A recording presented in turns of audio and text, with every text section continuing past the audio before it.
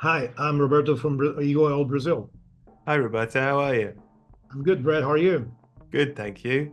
How hard it is to find comedy while dealing with a subject as delicate as mental health?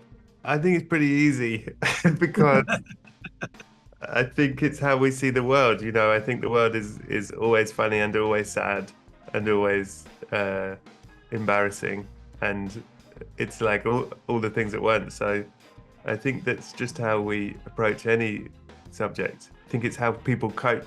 I think people cope by being funny. Você tá bem? Você teve um pesadelo? Não, é assim que eu limpo a garganta. Agora saiu.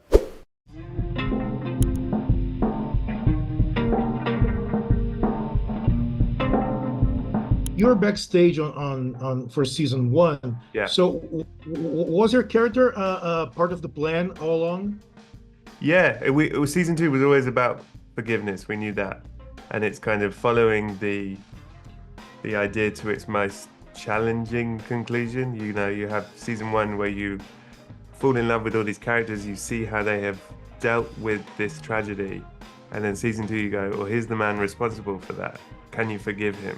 And it's like very complicated. And I think even as an audience, this is the bad guy, and kind of looking at that bigger picture and empathy and realizing that he is equally tragic. So yeah, just seemed like an interesting thing to explore and add some jokes.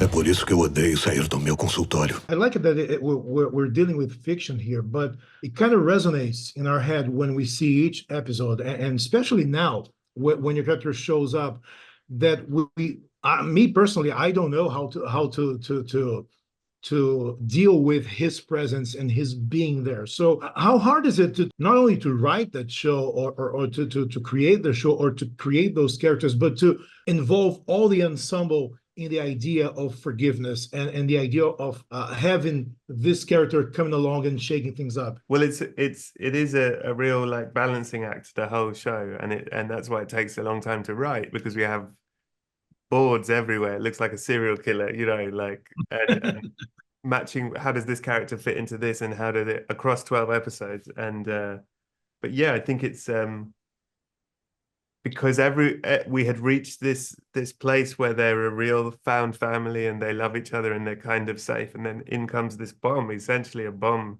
Yeah. And it's like affects all of them because they all have different feelings about this, and I think it's so easy to say what the right thing is to do, but when you're really challenged by that, I think it's complicated for everyone.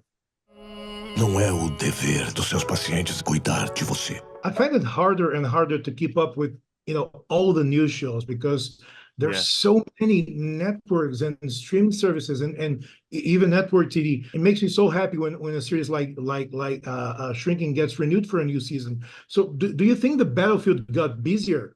Yeah, I think it always feels like there's too much stuff, but then I also hear there's not enough stuff being made. So I don't know. Maybe it's to do with, listen, it's very, very, very unusual and very lucky. We're lucky that people watch Shrinking. I'm amazed. I hear about so many shows that sound amazing and no one has watched, and I find it heartbreaking. I don't really understand how it all works, frankly. There is too much stuff, but there's also seemingly an awful lot of amazing stuff. And I think we're just very lucky that some people have watched this one. All right, Brett. Thank you so much, man, and congrats on the show. Thanks, man. Bye-bye. See ya. Você já fala igual a ele. Você vai me pagar por isso. É exatamente o que Batman diria. The sky is blue, oh, finally been dreaming of this for a while. Whoa.